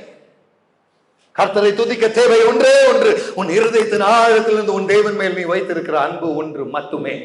என் சூழ்நிலை எவ்வளவு மோசமா இருந்தாலும் பரவாயில்லப்பா, நான் அடி வாங்கி சிறையில் அடைச்சாலும் சரி பரவாயில்லப்பா, என்ன ஏன் நீங்க விடுவிக்கலன்னு உங்ககிட்ட நான் கேட்க மாட்டேன். ஆனா அடி வாங்குற சூழ்நிலையில இயேசுவே உம்மை ஆராதிப்பேன் என்று சொல்ல. ஹல்லேலூயா. என்னை கேட்கிற தெய்வ ஜனமே, வாழ்க்கையின் வேதனையின் மத்தியில் நின்று நன்றி இயேசுவேன்னு சொல்ல முடியுமா? வாழ்க்கையின் தோல்வியில் நின்று கொண்டு இயேசுவே உம்மை தொழுது கொள்கிறேன் சொல்ல முடியுமா? அது தேவ பிரசன்னத்தில் நிற்கிற ஜாக்கிரதை உள்ள தேவ மனுஷனுடைய அடையாளம் என்பதை அறிந்து கொள்ளுங்கள். இன்றைக்கு இதைத்தான் தேவன் எதிர்பார்க்கிறார். எல்லாம் நல்லா இருக்கும்போது சாட்சி சொல்றதுக்கு ரொம்ப நல்லா இருக்குங்க. நல்லா போகும்போது நமக்கு எல்லாம் நிறைய சாட்சி இருக்கு. இயேசு எனக்கு ப்ரொமோஷன் தந்தார், இயேசு என் குழந்தைக்கு அட்மிஷன் தந்தார், என் குழந்தைக்கு கல்யாணம் நடந்தது, நாங்க ஒரு புது வீடு கட்டிட்டோம், நாங்க ஒரு கார் வாங்கிட்டோம். இந்த சாட்சி எல்லாம் இருக்குங்க. ஆனா இன்னைக்கு மாலையில கர்த்தர் கேட்கிற, சாட்சியே இல்லாம உன் வாழ்க்கை இருந்தாலும் இயேசுவே நன்றின்னு சொல்ற ஆராதனை உன் இருதயத்தில் புறப்படுமா? ஹல்லேலூயா. கரங்களை உயர்த்தி ஒரு நன்றி சொல்லலாமா? அப்பா உங்களுக்கு ஸ்தோத்திரம் என்று சொல்லலாமா? ஹல்லேலூயா, ஸ்தோத்திரம். இந்த மாலை என்னை கேட்கிற தெய்வ ஜனமே, நீ உயிருள்ளவனாய் நடிக்காதே. நீ கர்த்தருடைய பார்வையில் உயிருள்ளவனாய் இருக்கும்படி கர்த்தர் உன்னிடம் எதிர்பார்க்கிறார். அதைத்தான் ஆவியானவர் இன்றைக்கு நமக்கு வெளிப்படுத்துகிறார். என்னுடைய உங்களுடைய வாழ்க்கையில ஏதோ தெரிந்தோ தெரியாமலோ தேவனுக்கு முன்பதாக கூட நம்ம சில வேளைகளை நடிக்கிறோமா? ஜபிக்கிறதை போல நிற்கிறோம். ஜப வேளையில கூட சில வேளைகள் ஆராதனை நடந்து கொண்டு இருக்கும் பொழுது கண்ணு திறந்து பாக்குறோம், திடீர்னு பாஸ்டர் பாக்குறாருன்னு தெரிஞ்சோன்னா கண்ணு மூடிடும். இல்லைங்களா? ஆமாவா இல்லையா? பாஸ்டர் பார்த்துடக்கூடாது. தெய்வம் எங்கேயோ இருக்கிறாரு, அவர் எங்க பார்க்க போறாரு, இந்த பாஸ்டர் பார்த்துடக்கூடாது. நம்ம மனசுல அப்படி ஒரு எண்ணம் வந்தா கூட அந்த ஜெபத்துல உண்மை இல்லைங்கிறது அங்கேயே புரிஞ்சு போச்சுங்களா? நான் செய்யற ஜெபத்துல கூட கண்களை மூடி கர்த்தருடைய பிரசன்னத்தில் உண்மையாய் நின்று என் தேவனை தரிசிக்கும்படி, அவரை காணும்படி நிற்க வேண்டிய நான் கண்களை திறந்து பாஸ்டர் பாத்திரக்கூடாதுங்கிறதுக்காக கண்களை மூடுகிற ஒரு ஜெபம் நம்ம வாழ்க்கையில உண்டு என்றால், அருமையான சகோதரனே சகோதரியே, ஜாக்கிரதை என்று சொல்லி ஆவியானவர் சொல்லுகிறார். அருமையான சகோதரனே சகோதரியே, தயவு செய்து ஒரு கெட்ட எண்ணத்தை வைத்துக்கொண்டு தெய்வ பிரசன்னத்தில் வராதீர்கள். மற்றவனை பற்றி குறைவுள்ள எண்ணத்தோடு தெய்வ பிரசன்னத்தில் வராதீர்கள். அது தேவன் நம்மிடம் எதிர்பார்க்கிற காரியம் அல்ல. காரணம் என்னன்னா, வேதாகமம் தெளிவா சொல்லுதுங்க. ரோமர் 14:7 இந்த வசனத்தை ஏற்கனவே நம்ம தியானித்து இருக்கிறோம். ஆனால் ஆவியானவர் மீண்டும் இந்த வேலையை சொல்ல ரோமர் 14:7 வசனம், நம்மில் ஒருவனும் தனக்கென்று பிழைக்கிறதும் இல்லை, ஒருவனும் தனக்கென்று மரிக்கிறதும் இல்லை. ஓ, தேங்க்யூ பிரதர், தேங்க்யூ பாஸ்டர். நம்ம ஒரு ஆள் கூட உனக்கென்று பிழைக்கிற ஆள் இங்க இல்லைங்க. ஒரு ஆள் கூட உனக்குன்னு மறிக்கிற ஆளுங்க இல்லைங்க. அப்படின்னு நீ வாழ்க்கையில என்ன சாதிக்க போறேன்னு தான் அந்த வசனத்தின் அர்த்தம். நீ வாழ்ந்து என்ன சாதிக்க போற? நீ வாழ்றதே உனக்கு இல்லையப்பா, நீ மறிக்கிறதும் உனக்கு இல்லையப்பா. அப்படின்னா பின்ன யாருக்குங்க? அடுத்த வசனம் படிங்க பாஸ்டர், 8வது. நாம் பிழைத்தாலும் கர்த்தருக்கென்று பிழைத்திருக்கிறோம். யாருக்காக? இன்னைக்கு மாலையில் இந்த சபையில் இருக்கிறவங்களை பார்த்து நான் கேட்கிறேன், எத்தனை பேர் இன்னைக்கு மனசாட்சிக்கு உண்மையா சொல்ல முடியும், பிரதர் நான் உயிரோடு இருக்கிறதே இயேசுக்காகன்னு சொல்ல முடிஞ்சவங்க? ஹalleluya, praise the Lord brother, I thank God for such people. நான் உயிரோடு இருப்பது, நான் பிழைப்பது கூட என் தேவனுக்காக தான், எனக்காக இல்லைங்கன்னு சொல்ற அந்த ஒரு தெய்வ வைராக்கியம், அந்த ஒரு தெய்வ பயம். ஒருவேளை இந்த வசனம் எல்லாம் படிக்கும்போது இந்த வசனம் சில வேளை கொஞ்சம் நமக்கு ஒரு அடி விழுகிற மாதிரி இருக்கும். என் வாழ்க்கையில அது இல்லைன்னு நமக்கு தோணுதுங்களா? என்னை கேட்கிற தெய்வ ஜனமே, அது இல்லாமல் இருக்கிற நம்மை உற்சாகப்படுத்தத்தான் ஆண்டவர் இன்றைக்கு இந்த வார்த்தையை நமக்கு தருகிறார். அந்த குறை நம்ம வாழ்க்கையில் இருக்கும்னா அது ஒரு தப்பு தாங்க. ஆனா அந்த தப்பை திருத்தி கொள்ளக்கூடிய கிருபை தருகிற தேவ பிரசன்னத்துல தான் அவர் இன்றைக்கு நம்மை கூட்டிக் கொண்டு வந்திருக்கிறார். ஆமென், ஹல்லேலூயா. அந்த கிருபை தரத்தாங்க அவர் கூட்டி. அவர் என்றைக்குமே தண்டிக்கிறதோ கடினப்படுத்துகிறோ தேவன் அல்ல, அவர் வழி நடத்துகிற தேவனாக இருக்கிறார். ஹல்லேலூயா. நமக்கு எல்லாம் அந்த குறை இருக்குங்க. இந்த பிரசங்கம் பண்ணுகிற எனக்கும் அந்த குறை இருக்குங்க.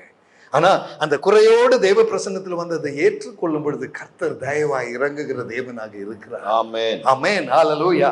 அவருடைய கிருபை பெற நம்மை தாழ்த்த வேண்டும். அவருடைய பிரசன்னத்துல நான் பெரியவன் நினைச்சிட்டு இருந்தேன், என் வாழ்க்கையில எதையுமே சாதிக்க முடியாதுங்க. சாலமோன் கூட பெரியவன், பெரிய ஞானி, அது இது எல்லாமே சொத்து சுகம் சௌகரியம். சாலமோனே சொல்றான் தன்னுடைய புஸ்தகங்களில, நான் அனுபவிக்காத நன்மைகளே இல்லை, என்னுடைய ஆசை விருப்பங்கள் எல்லாவற்றையும் நான் அனுபவிச்சாச்சு, எல்லாம் மாயை மாயை மாயன்னு எழுதுறார் பிரசங்கின் புஸ்தகத்துல. என்னை கேட்கிற அருமையான தெய்வ ஜனமே, இன்றைக்கு மாலையில கர்த்தருடைய பிரசன்னத்துல நம்ம நிற்கணும்னா அவர் கிருபையை தவிர வேறு ஒன்றும் இல்லைங்க. பிரசங்கின் புஸ்தகம், சாலமோன் எழுதின பிரசங்கின் புஸ்தகம் 2வது அதிகாரம் கொஞ்சம் எடுக்கிறீங்களா? பிரசங்கின் புஸ்தகம் 2வது அதிகாரம் அதனுடைய கடைசி வசனம் படிங்க பாஸ்டர். சாலமோனே எழுதி வச்சதை பாருங்களேன். பிரசங்கி 2 கடைசி வசனம், 2வது அதிகாரம் கடைசி வசனம். தேவன் தமது பார்வைக்கு நல்லவனாய் இருக்கிறவனுக்கு, அப்படியே நில்லுங்க சிஸ்டர். தேவன் தம்முடைய பார்வைக்கு நல்லவனாய் இருக்கிறவனுக்கு 3 காரியத்தை கொடுக்கிறார்.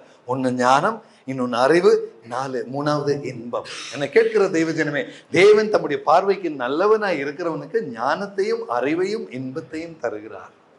அப்படி என்றால் என்ன கஷ்ட நஷ்ட சூழ்நிலை வந்தாலும் அதெல்லாம் பரவாயில்ல, கர்த்தாவே உம்மை துதிக்கத்தான் நான் வாழ்கிறேன் என்று அறிந்து கொள்ளக்கூடிய ஞானம், அறிவு தேவன் தருகிறார். அதன் மத்தியிலும் அந்த உலகத்திற்கு தர முடியாத ஒரு சமாதானத்தை என் தேவன் தருகிறார். ஆகையால் தான் ஆண்டவருடைய வார்த்தை சொல்லுகிறது, மனுஷ புத்திக்கு அப்பாற்பட்ட ஒரு தெய்வீக சமாதானம், an understanding of peace beyond human understanding. ஒரு மனுஷனுக்கு புரியாத ஒரு சமாதானம். என்னை கேட்கிற தெய்வ ஜனமே, உங்க பக்கத்துல இருக்கிறவங்க உங்களை பார்த்து சொல்லுவாங்க, இவ வாழ்க்கையில் இவ்வளவு பிரச்சனை இருக்கு, இவ ஏன் இந்த தெய்வத்தை கும்பிட போறான்னு புரியலையே, இத்தனை பிரச்சனை வச்சுட்டு இன்னும் அந்த தெய்வத்தை நேசிச்சுட்டு நடக்கிறாளே, அதுதாங்க சாட்சி.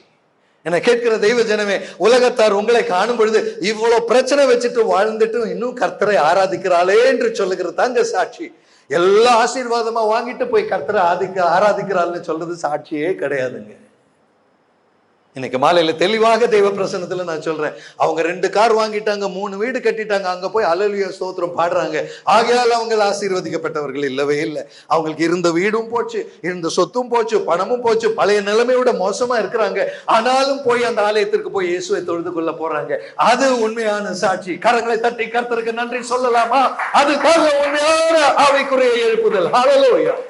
என்னை கேட்கிற தெய்வ ஜனமே, யோபுவின் வாழ்க்கையில எல்லாம் இழந்த பொழுது தான் அவன் கர்த்தரை உண்மையாக அறிந்தான். ஆனா யோபுவின் புஸ்தகத்தின் முதல் அதிகாரத்திலே தேவனே சாத்தானை பார்த்து சொல்லுகிறார், என் தாசனாகிய யோபுவை நீ பார்த்தாயா?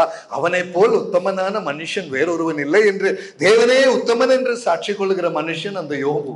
ஆனா கடைசியாக குழந்தையை இழந்து, மனைவி இழந்து, சொத்துக்களை இழந்து எல்லாம் முடிஞ்சு வரும்பொழுது யோபு சொல்லுகிற ஒரு நல்ல ஒரு வார்த்தை உண்டு. யோபு 42:5 பாஸ்டர்.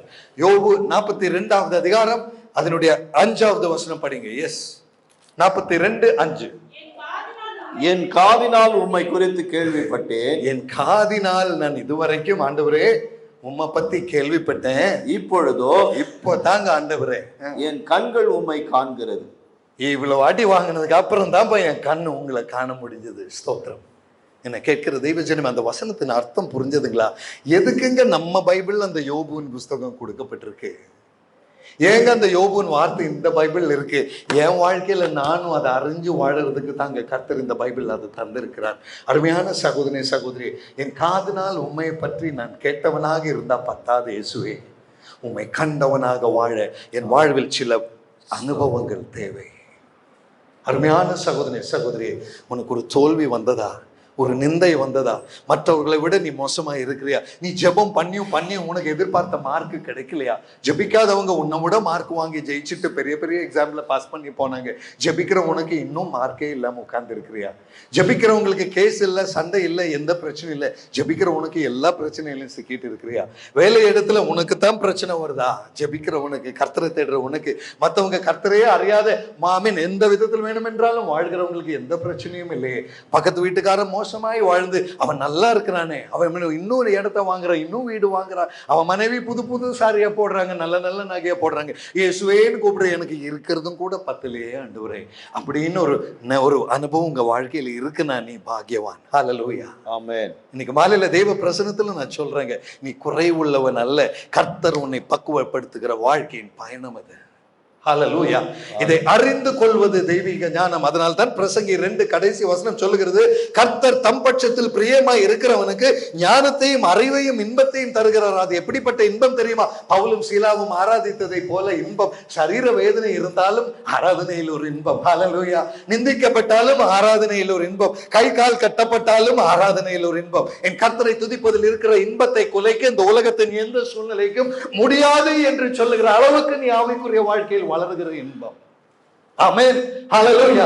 பாஸ்டர் எனக்கு மூட் இல்ல பாஸ்டர், ரொம்ப பிரச்சனை பாஸ்டர், டென்ஷன் பாஸ்டர், ஜெபிக்க முடியல பாஸ்டர்னு சொல்றவனா நீ இருக்க கூடாது. நிறைய டென்ஷன் இருக்கா, நிறைய முழங்கால்ல நில்லுமா, கர்த்தர் உன்னை தொடுவார். ஹல்லேலூயா, ஸ்தோத்திரம். நிறைய பிரஷர் இருக்கா, கர்த்தர் உன்னை தொடுவார். எங்க பிரச்சனை அதிகமாகுதோ முழங்கால் படியில நில்லு, நீ தேவ கிருபை காண்பாய். ஓ ஹல்லேலூயா. நம்ம வாழ்க்கையில வேதனை என்று ஒன்று இல்லைன்னா நம்ம எல்லாம் கர்த்தரையே தேட மாட்டோங்க. உண்மையாக அந்த வேதனைகளை அனுமதிக்கிறதுக்காக நான் தேவனை ஸ்தோத்திரிக்கிறேன், அந்த கண்ணீரை அனுமதிக்கிறதுக்காக தேவனை ஸ்தோத்திரிக்கிறேன், அந்த தோல்விகளுக்காக நான் தேவனை ஸ்தோத்திரிக்கிறேன். அது இல்லைன்னா நீங்களும் நானும் இப்படி இருக்க மாட்டோங்க. நம்ம பெரிய அகங்காரிகளாகத்தான் நம்ம நிற்போம். இன்னைக்கு கர்த்தருடைய பிரசன்னத்தில் தாழ்ந்து இயேசுவே என்று சொல்லி அவரை உண்மையாய் ஆராதிக்கணும்னா, அவர் முழு மனதோடு அவர் எதிர்பார்க்கிற விதத்தில் அவருக்கு முன்னால நிக்கணும்னா கொஞ்சம் அடி விழுந்தா தாங்க நம்ம வாழ்க்கையில முடியும் என்ற உண்மையை நம்ம அறிந்திருக்கும் பொழுது கர்த்தர் அதை அனுமதிக்கிறார் என்பதை மட்டும் அறிந்து கொள்ளுங்கள். என்னை கேட்கிற தெய்வ ஜனமே, என்னைக்கு நீ கர்த்தருடைய பிரசன்னத்தில் திரும்பி வந்து என்ன சூழ்நிலை வந்தாலும் பரவாயில்ல, உம்மை தவிர வேறு எதுக்குமே என் வாழ்க்கையில் ஸ்தானத்தை கொடுக்க மாட்டேன்னு நீங்க நின்னு பாருங்க, உன் பிரச்சனை உன்னை விட்டு ஓடுறதை நீ பார்ப்பாய். ஹல்லேலூயா, ஹல்லேலூயா. இது என்னுடைய அனுபவமா இருக்கிறதுனால நான் தைரியமா சொல்றேங்க, நீ கர்த்தருடைய பாதத்தில் வந்து நீ நில்லு, எந்த பிரச்சனையும் உன்னை தொடாது. ஆமென். ஓ, திஸ் இஸ் கேரண்டி பிரதர். இது ஆண்டவருடைய வார்த்தையின் உச்ச கேரண்டி. இதை விட மேலான ஒரு கேரண்டி வேற இல்லை. உன்னை தொடுகிறவன் கண்ணன் மணியை தொடுகிறான், ஒரு தலைமுடி கூட அவர் அறியாமல் கீழே போகாது, உள்ள கையில் உன்னை வரைந்திருக்கிறார். அப்படி என்றால் உன்னை யாரும் எந்த தீங்கும் செய்ய முடியாது, அவர் கரங்களில் நீ இருக்கிறாய். Oh my dear brothers and sisters, இதை புரிந்து வாழத்தானே தேவாவியானவர் இந்த அழைப்பை நமக்கு தந்திருக்கிறார். திரும்பி வரலாமா வெளிப்பாடு 3வது அதிகாரத்திற்கு? வெளிப்பாடு 3வது அதிகாரம் 3வது வசனத்தை படிங்க பாஸ்டர். 3rd verse. சர்து சபைக்கு கொடுக்கிற 3வது வசனம் பாருங்களேன். ஆகையால் நீ கேட்டு பெற்றுக்கொண்ட, பாத்தீங்களா, நீ எதையெல்லாம் கேட்டு கர்த்தரிடம் வாங்கினாயோ அதையெல்லாம் நீ நினைவு கூர்ந்து, எஸ் பிரதர், அதை கை கொண்டு மனம் திரும்பு. ஆமென். என்னை கேட்கிற தெய்வ ஜனமே, நான் ஒரு காரியம் கேட்க போறேங்க. கர்த்தரிடத்தில் கேட்டு ஏதாவது ஒன்றை பெற்றுக்கொண்டவங்க யாராவது இந்த சபையில் இருக்கிறீங்கன்னா கொஞ்சம் கையை தூக்குறீங்களா? ஹல்லேலூயா. நம்ம எல்லாருமே கேட்டு பெற்றுக்கொண்டவர்கள் தான். நீ கேட்டு பெற்றுக்கொண்டது ஏதாவது உன் வாழ்க்கையில் இருந்தா அதை நினைவு கூர்ந்து கர்த்தருக்கு நன்றி சொல்வாயா? ஹல்லேலூயா. உனக்கு கிடைக்காததை பற்றி முறுமுறுக்கிறத நிறுத்திட்டு நீ கேட்டு பெற்றுக்கொண்டதை தெய்வ பிரசன்னம். அந்த 3வது வசனம் ஒரு முறை கூட படிங்க பிரதர், எவ்வளவு அருமையா. ஆகையால் நீ கேட்டு பெற்றுக்கொண்ட வகையை, நீ கேட்டு பெற்றுக்கொண்ட வகையை நினைவு கூர்ந்து அதை கை கொண்டு மனம் திரும்பு. என்ன கேட்கிற தெய்வஜனமே, சபைக்கு தேவன் கொடுக்கிற அறிவுரை பாத்தீங்களா? நீ பெற்றுக்கொண்டதை நினைவு கூர்ந்து முதல்ல கர்த்தருக்கு நன்றி சொல்ல கற்றுக்கொள். நீ செய்யற வேலையில இருந்து நீ மனம் திரும்புப்பா. செய்யற வேலை என்னன்னா, எனக்கு அது கிடைக்கல, இது கிடைக்கல, ஜெபித்து அப்படி பண்ணல, ஆண்டவர் ஏன் இப்படி பண்ணார், என் வாழ்க்கை ஏன் இப்படி இருக்கு, மற்றவங்க எல்லாம் நல்லா இருக்கும்போது நான் மட்டும் ஏன் இப்படி இருக்கிறேன், ஜெபித்து என்ன பிரயோஜனம், பெரிய பெரிய உபவசிக்கிறாங்க, பெரிய பிரசங்கம் பண்றாங்க, அவங்க எல்லாம் நல்லா இருக்கிறாங்க, என் வாழ்க்கை இப்படின்னு சொல்லி முறுமுறுக்கிறாயா, அதிலிருந்து நீ மனம் திரும்பு. ஹல்லேலூயா, ஹல்லேலூயா. நீ கேட்டு பெற்றுக்கொண்ட சிலது உண்டல்லவா, நீ அர்ஹிக்காத பாடங்களை படிக்க, நீ அர்ஹிக்காத கோர்ஸை படிக்க, நீ எதிர்பாராத வேலை வாய்ப்பை உனக்கு தர, நீ எதிர்பார்க்காத கணவனை, மனைவியை, குடும்பத்தை உனக்கு தர, கர்த்தர் உன்னுடைய வாழ்க்கையில் ஒரு வேலை வாய்ப்பு, பண சம்பந்தமான காரியங்களில் நீ எதிர்பார்த்ததை விட கர்த்தர் உனக்கு தராமல் இன்றைக்கு உன் கையில் இல்லையே. நீ கேட்டு பெற்றுக் கொண்டதை நினைவு கூர்வாயா? கரங்களை உயர்த்தி அந்த தேவனுக்கு ஒரு நன்றி சொல்லலாமா? நான் பெற்ற நன்மைகளுக்காக ஸ்தோத்திரம் ஆண்டவரே, நீ தந்த நன்மைகளுக்காக நன்றி அப்பா. ஹல்லேலூயா. அருமையான தெய்வ ஜனமே, கேட்டு பெற்றுக் கொண்டதற்கு நன்றி சொல்ல மறந்து விடாதீர்கள் என்ற தெளிவை இன்றைக்கு ஆண்டவருடைய வார்த்தை நம்முடைய வாழ்க்கையின் ஒரு பழக்கமாக அது இருக்க வேண்டும் என்று அவர் இங்கே அவருடைய எதிர்பார்ப்பை நமக்கு சொல்லி காண்பிக்கிறார். 1 தெசலோனியர் 5வது அதிகாரம் அதனுடைய 2வது வசனம் படிக்கிறீங்களா பாஸ்டர்? 1 தெசலோனியர் 5 2வது வசனம், chapter 5 and verse number 2. இரவிலே திருடன் வருகிற விதமாய் கர்த்தருடைய நாள் வரும் என்று நீங்களே அறிந்திருக்கிறீர்களே என்று இயேசு கிறிஸ்து சொல்கிற வார்த்தை. என்னை கேட்கிற தெய்வ ஜனமே, கர்த்தருடைய 2வது வருகை எப்போ இருக்கும்னு நமக்கே தெரியாதுங்க. அவர் திருடன் வருகிறதை போல வருவார். அதை தாங்க இந்த சபைக்கும் அவர் சொல்லுகிறார். 4வது வசனம் கொஞ்சம் படிக்கிறீங்களா பாஸ்டர்? 4வது, ஆமா, 3வது வசனத்தின் கடைசி பாகம், வெளிப்படுத்தின விசேஷம் 3:3 கடைசி பாகம்.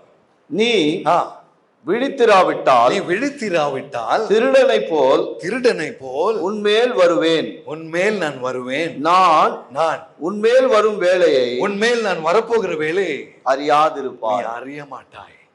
அருமையான தெய்வ ஜனமே, மத்தேயு 24:6 படிச்சு இங்க யுத்தத்தின் செய்திகளை கேட்கும் பொழுது கலங்காதபடி ஜாக்கிரதை உள்ளவர்களாக இருங்க. எதற்கு ஜாக்கிரதை தெரியுமா? அவர் எப்போ வருவார்னு தெரியாதுங்க. திருடன் வருகிறதை போல வருவாருங்க. வரும்போது உன்னுடைய வாழ்க்கையில் தெளிவுள்ளவனாய் இருப்பியா? வரும்பொழுது நீ மாட்டிக்கொள்ளாமல் இருப்பியா? வர்ற நிமிஷத்துல தெளிவுள்ளவனாய் இருப்பியா? அப்படி என்றால் அனுதினமும் ஒவ்வொரு நிமிஷமும் என் கர்த்தருடைய வரவை எதிர்பார்த்து வாழ்கிற ஒரு சுத்தமான வாழ்க்கை நமக்குள் தேவை என்பதை தேவனே சொல்கிறார். என்னை கேட்கிற தெய்வ ஜனமே, இன்றைக்கு மாலையில நான் கேட்கிறேங்க, ஒருவேளை நாளைக்கு காலையில ஆராதனை இருக்குன்னு நமக்கு எல்லாருக்கும் தெரியும். ஆனா ஒருவேளை அந்த ஆராதனைக்கு முன்பதாகவே கர்த்தருடைய வருகை இருந்தால், ஒருவேளை இருந்தால், பரலோகத்துல நம்ம ஒருத்தர் பார்ப்போமா? ஹல்லேலூயா. ஆமென் எல்லாம் நல்லா இருக்கு, ஹல்லேலூயா அதோட நல்லா இருக்கு, பிரைஸ் தி லார்ட் ரொம்ப நல்லா இருக்கு. ஆனா கேள்வி என்னன்னா, பரலோகத்துல நம்ம இருப்போமா? நாளை காலையில் இந்த சபையில நடக்கிறதுக்கு பதிலாக பரலோகத்தின் ஆராதனையில நம்ம அத்தனை பேரும் இருப்போமா? இது பெரிய கேள்விங்க. இந்த கேள்விக்கு பதில் எந்த தயக்கமும் இல்லாம சொல்றேன், அத்தனை பேரும் நம்ம நிறைய பேர் இருக்க மாட்டோம், அதுல சந்தேகமே இல்லை. அப்படி இருக்கக்கூடாது என்கிற தேவ விருப்பத்தினால்தான் இன்னைக்கு நம்மோடு இப்படியாக தேவ ஆவியானவர் இடைப்படுகிறார். நம்ம அத்தனை பேரும் அவரோடு கூட இருக்க வேண்டும் என்று அவர் எதிர்பார்க்கிறார். அருமையான சகோதரனே, சகோதரியே, அவருடைய பிரசன்னத்தில் இருக்கக்கூடாது ஏதாவது உன் வாழ்வில் உண்டா? அவருடைய பிரசன்னத்தில் இருக்க முடியாத அளவுக்கு ஒரு கரை உன் வாழ்வில் உண்டா? ஒரு குறை உண்டா? யார் மேலேயாவது ஒரு வெறுப்பு, விரோதம் வைத்துட்டு, எங்கேயாவது வாழ்க்கையில தப்பு செஞ்சு அதை மறைத்து வைத்து, எங்கேயாவது யாராவது ஏமாத்தி வாழ்ந்து, தவறான வார்த்தைகள் பேசி, தவறான எண்ணங்களை வைத்து, பாப சுபாவங்களை வளர்த்து, தேவாலயத்தில் வந்து இயேசுவே ஸ்தோத்திரம்னு சொல்லி பெரிய பக்திவானை போல் அமர்ந்திருந்து வேஷம் போடுகிற யாராவது இன்னைக்கு இங்க உண்டென்றால் தயவு செய்து தெய்வ பிரசன்னத்தில் கொஞ்சம் விட்டு திருத்திக் கொள்வீங்களா? இது தெளிவாக தேவனுடைய வார்த்தை. தெய்வ ஜனமே, உன்னுடைய தனிப்பட்ட வாழ்க்கையில கூட எங்கேயாவது ஒரு குறை யாருக்குமே தெரியாது, பாஸ்டருக்கு தெரியாது, சபைக்கு தெரியாது, யாருக்குமே தெரியாது, ஆனா தேவனுக்கு தெரியும். என்னை கேட்கிற தெய்வ ஜனமே, உன்னை பரலோகத்தில் அவர் சேர்த்து கொள்ள வேண்டும் என்றால் அவர் எதிர்பார்க்கிற தெளிவு உனக்குள் இல்லாமல் நீ பரலோக ராஜ்யத்தை காண முடியாது. காரணம் என்ன? நான் வெளிப்பாடு 22:12 படிக்கிறீங்களா? வெளிப்படுத்தின விசேஷம் 22வது அதிகாரம் 12வது வசனம் படிங்க. கடைசி அதிகாரம், பைபிள்லயே கடைசி அதிகாரம். இதோ சீக்கிரமாய் வருகிறேன். பாத்தீங்களா? கொஞ்சம் முன்னால திருடனை போல எந்த நேரம் வருவேன் என்று தெரியாது, இப்ப சொல்றார் இதோ சீக்கிரமாய் வருகிறேன். அவனுடைய கிரியைகளின்படி, சகோதரனே, சகோதரியே, உன்னுடைய கிரியைகளின்படி அவனுக்கு நான் அளிக்கும் பலன் உன்னுடைய கிரியைகளின்படி உனக்கு அளிக்கப்படுகிற பலன் என்னோடு கூட வருகிறது. அதை நான் என்னோடு கூட கொண்டு வருகிறேன்னு இயேசு சொல்றார். இன்னைக்கு மாலையில உங்களை பார்த்து நான் ஓப்பனா கேட்கட்டுங்களா? இயேசு வரும்பொழுது அவர் கையில உனக்கான பிரதிபலனை கொண்டு வருவார். அது என்ன பிரதிபலன் உன் வாழ்க்கை சொல்லும். ஹல்லேலூயா. வேற யாரும் சொல்ல வேண்டாங்க. பாஸ்டருக்கு தெரியாதுங்க, எனக்கு தெரியாதுங்க, பாஸ்டருக்கு தெரியாதுங்க, யாருக்குமே தெரியாதுங்க. ஆனா உன் கிரியைக்கு தக்க பிரதிபலன் என்னோடு கூட வருகிறது. அப்படி என்றால் இன்னைக்கு ராத்திரி இயேசு வந்தா நான் பரலோகத்தில் இருப்பேனா இல்லையான்னு என் வாழ்க்கைக்கு என் மனசாட்சிக்கு தெரியுங்க. ஹல்லேலூயா. யாரை வேணாலும் ஏமாத்தலாங்க, என் மனசாட்சி தேவனுக்கு முன்பதாக ஏமாத்த முடியாதுங்க. இன்னைக்கு என்னை கேட்கிற தெய்வ ஜனமே, எங்கேயாவது ஒரு குறைவுபட்டு நம்ம நிற்கிறது உண்டு என்றால் தயவு செய்து கர்த்தருக்கு முன்பதாக அதை சரி செய்து கொள்வோமா? இதுதான் கர்த்தர் இன்றைக்கு மாலையில தருகிற தெளிவின் வார்த்தை. காரணம் பாருங்களேன், வெளிப்பாடு 3வது அதிகாரம் இப்போ 4வது வசனம் கொஞ்சம் படிக்கிறீங்களா? வெளிப்பாடு 3:4 அந்த சபைக்கு அவர் சொல்லுகிறத பாருங்களேன், எப்படி சொல்றார் என்று. 4வது வசனம். ஆனாலும் தங்கள் வஸ்திரங்களை அசுத்தப்படுத்தாத சில பேர் சர்தையில் உனக்குண்டு. பாருங்களேன், சர்த சபையே நீ செத்த சபை தான், நீ பெரிய செல்வந்தன் தான், நீ பெரிய பிசினஸ்காரன் தான், நீ எல்லாம் ஸ்டேட்டஸ்ல வாழ்றவன் தான். ஆனாலும் சிலர் அங்க இருக்கிறாங்க, கர்த்தருக்காக வாழ்கிறவர்கள், தங்களுடைய வஸ்திரங்களை அசுசிப்படுத்தாதவர்கள் அங்க இருக்கிறார்கள். இன்னைக்கு இந்த சபையை பார்த்து தேவன் கேட்கிறார், இந்த பாண்டிச்சேரியே பாவத்துல வாழ்ந்தாலும் வஸ்திரம் கடைப்படாமல் பரிசுத்தத்தோடு வாழ்ற சிலர் இந்த சபைகள் உண்டா என்று தேவாவியானவர் இன்று மாலை கேட்கிறார். Are you there my dear brother? Are you there my dear sister? அப்படிப்பட்டவர்களுக்கு அவர் கொடுக்கிற பெரிய ஒரு பாக்கியம் தான் அந்த வசனத்தின் அடுத்த பகுதி. படிங்க பாஸ்டர். அவர்கள் பாத்திரவான்களானபடியால். அவர்கள் பாத்திரவான்களானபடியினால். பாஸ்டர் அப்படியே நில்லுங்க. வஸ்திரம் அசுத்தம் இல்லாதவன் பாத்திரவான். எதற்கு பாத்திரவான்? பரலோக ராஜ்யத்தில் இருப்பதற்கு பாத்திரவான். வாழ்க்கையில் அசுத்தம் இருக்கிறவன் பாத்திரவான் அல்ல, பரலோக ராஜ்யத்தை காணவும் மாட்டான். இதை நான் சொல்லலைங்க, வெளிப்பாடு 3:4வது வசனத்துல இயேசுவே சொல்லியிருக்கிற வார்த்தை. என்னை கேட்கிற தெய்வ ஜனமே, வாழ்க்கையில் எங்கேயாவது ஒரு பொறாமை, குறை, குற்றம், ஒரு வெறுப்பு, ஒரு அசிங்கம், ஒரு அசுத்தமான பழக்க வழக்கம், அசுத்தமான பேச்சு, எண்ணங்கள், சிந்தைகள், பார்வைகள், உங்க மொபைல் போன் உங்களை செய்ய வைக்கிற இப்படிப்பட்ட தீமைகள் உங்க வாழ்க்கையில உண்டென்றால் அது உன்னை பாத்திரவான் ஆக்காது என்பதன் தெளிவாண்டவருடைய வார்த்தை தரும்பொழுது தயவு செய்து பயபக்தியோடு விட வேண்டியதை விட்டு விடுவேன் என்று தேவ பிரசன்னத்தில் அறிக்கையோடு ஒப்புக்கொள்வோமா? கரங்களை உயர்த்தி அந்த வார்த்தைக்கு நன்றி சொல்லலாமா? ஹல்லேலூயா. ஆமென். I thank God for this word of grace. இது கிருபையின் வார்த்தை தெய்வ ஜனமே. தெரிந்தோ தெரியாமல் அந்த அசுத்தம் நம்மை ஒட்டி கொண்டிருக்கிறது. தெரிந்தோ தெரியாமலோ எங்கேயோ அந்த தவறான எண்ணம், எங்கேயோ அந்த எரிச்சல் வரும்பொழுது அந்த வார்த்தை விட்டுறோம். இதெல்லாம் தேவ பிரசன்னத்துல செல்லாதுங்க. உன்னை பாத்திரவானாய் அவர் காண மாட்டார். உன்னுடைய கிரியைகளில் குறைவுள்ளவனாய் உன்னை காண்பார். உன்னுடைய இருதயத்தில் நீ முழுமை இல்லாதவனாய் காண்பார். உன் கிரியைகள் எல்லாம் செம்மை, ஆனாலும் இருதயத்தில் பூர்ண மனதோடு நீ அதை செய்யவில்லை என்று அவர் அப்படி ஒரு கணக்கு போற்றக்கூடாது. காரணம், அவர் தேவாதி தேவன், கர்த்தாதி கர்த்தா. அவர் பரிசுத்தரில் பரிசுத்தர், அவரை போல் ஒரு தேவன் இல்லையே. இவ்வளவாய் நம்மை நேசித்து, உலக ஸ்தாபனத்துக்கு முன்பதாகவே என்னையும் உங்களையும் நேசித்து நமக்கு ஒரு வாழ்க்கையை தந்து, அந்த வாழ்க்கைக்கு செய்ய வேண்டிய காரியங்களை முன்குறித்து நியமித்து, எபேசியர் 2:10 பிரகாரம் நீ தேவனுடைய கைப்பணியாய் இருக்கிறாய் என்ற வார்த்தையின் பிரகாரம் கர்த்தர் என்னை முன்னையும் அபிஷேகப்படுத்தி அழைப்பை தந்து நிறைவில் நிறுத்தும் பொழுது நான் ஒரு அசுத்தமான வாழ்க்கை வாழ வாய்ப்புண்டா? இன்றைக்கு மாலையில என்னை கேட்கிற தெய்வ ஜனமே, இதல்லவா கர்த்தர் எதிர்பார்க்கிற? சோலமோனை குற்றம் சொன்னதை போல என் தேவன் என்னையும் உங்களையும் குற்றம் சொல்லக்கூடாதுங்க சகோதரி சகோதரியே. அந்த வாய்ப்பு இன்னும் நம்ம இழந்து விடவில்லை என்பதை உணர்த்தத்தான் ஆண்டவர் இன்றைக்கு இந்த வார்த்தையை நமக்கு தருகிறார். அப்படிப்பட்டவன் பாத்திரவான். படிங்க பாஸ்டர், மொத்தமா படிச்சிருங்க. எஸ். வெண் வஸ்திரத்தை தரித்து, வெண் வஸ்திரத்தை தரித்து என்னோடு கூட நடப்பார்கள். எப்படி நடப்பார்கள்? வெண் வஸ்திரம் வெண் வஸ்திரம் தரித்து எப்படி? யாரோடு? என்னோடு கூட நடப்பார். இயேசுவோடு கூட நீ நடக்கணும்னா உனக்கு வெண் வஸ்திரம் தேவை. வெண் வஸ்திரம் என்றால் பரிசுத்தமான வாழ்க்கை, அசுத்தம் இல்லாத வாழ்க்கை. என்னை கேட்கிற தெய்வ ஜனமே, அசுத்தம் இல்லாத வாழ்க்கை வாழ்றேன்னு நம்மால யாராவது சொல்ல முடியுமா? இன்னைக்கு அசுத்தமே இல்லை பாஸ்டர், நான் பரிசுத்தமா வாழ்றேன் சொல்ல தைரியம் இருக்கா? அது முடியாத வரைக்கும் இன்றைக்கு இந்த வேத வார்த்தை நமக்கு தாங்க. நான் பரிசுத்தவான்னு சொல்றவனுக்கு இந்த வார்த்தையே தேவையில்லைங்க. எனக்குள் பரிசுத்தத்தில் குறை உண்டு என்று ஒத்துக்கொள்கிறவனுக்கு இந்த ஆண்டவருடைய வார்த்தை இன்னைக்கு நமக்கு தேவன் தருகிற கிருபை. கரங்களை உயர்த்தி ஒரு நன்றி சொல்லலாமா? குறைவுள்ள பாத்திரங்களாக எங்களுக்கு உங்களுடைய வார்த்தையின் தெளிவை தருகிறே, நாங்கள் அதை ஏற்றுக்கொள்கிறோம் அப்பா. என்னை கேட்கிற அருமையான சகோதரி நான் சொல்றேங்க, ரொம்ப ஓப்பனா சொல்றேங்க, இந்த கடைசி காலத்தில் வேற என்ன போனா போட்டுங்க, நம்ம வீடு இழந்தா இழக்கட்டுங்க, குடும்பம் போனா போட்டுங்க, என்ன சொத்து போனா போட்டுங்க, பரிசுத்தத்தை மட்டும் விட்டுறாதீங்க சகோதரியை நான் கெஞ்சி கேட்டுக்கிறேன். வேற வாய்ப்பே இல்லைங்க நம்ம வாழ்க்கையில. எது இழந்தாலும் பரவாயில்லைங்க, பரிசுத்தத்தை விட்டுறாதீங்க, பரலோக ராஜ்யத்தை இழந்துடாதீங்க ப்ளீஸ். இது தேவ பிரசன்னத்தில் ஆத்ம பாரத்தோட நான் கேட்கிறேன். அவ்வளவாய் தேவன் நம்மை நேசிக்கிறார். நீ இழந்து போகிறதை கர்த்தரால் தாங்க முடியாது. ஆனா உனக்குள் இருக்கிற பாவத்தை வைத்து கர்த்தரால் உன்னை ஏற்றுக்கொள்ளவும் முடியாது. ஓ ஹல்லேலூயா. அவர் பரிசுத்தர். அவரோடு கூட நீ நடக்கும்படி அவர் எதிர்பார்க்கிற அவருடைய விருப்பத்தை பார்த்தீங்களா? அப்படி சுத்தமா இருக்கிறவனுக்கு நான் வெண்வஸ்திரத்தை கொடுத்து என் கூட நடக்கிறதுக்கு நான் அனுமதிப்பேன். அப்பாவின் இருதயத்தின் விருப்பத்தை பார்த்தீங்களா? நீங்க அவர் கூட நடக்கணுமான்னு அவர் ஆசைப்படுறாருங்க. அவர் கூட நடக்கணும்னு அவரை போல நாம இருக்கணுங்க. இயேசுவை போல மாற்றுங்க அப்பான்னு பாடினா பத்தாதுங்க.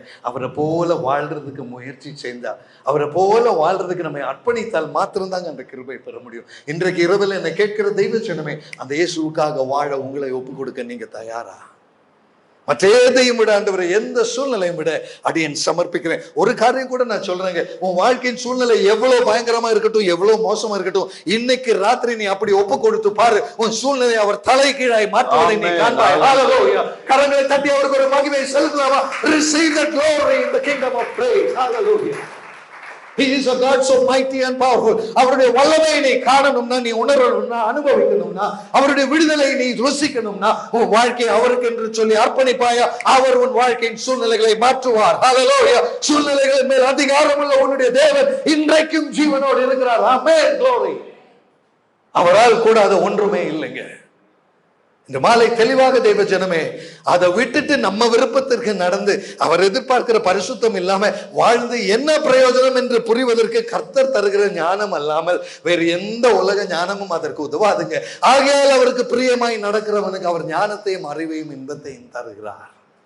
அந்த ஞானம் அறிவு இன்பு உடையவர்களாக இந்த சபை இருக்க வேண்டும் என்று தேவாதி தேவன் எதிர்பார்க்கிறார். பிரதர், வெளிப்பாடு 3:5 படிங்க. ஜெயம் கொள்ளுகிறவன் எவனோ, இப்படி தன்னுடைய வாழ்க்கையில் ஜெயம் கொள்ளுகிறவன் எவனோ அவனுக்கு வெண்வஸ்திரம் தரிப்பிக்கப்படும். பாத்தீங்களா?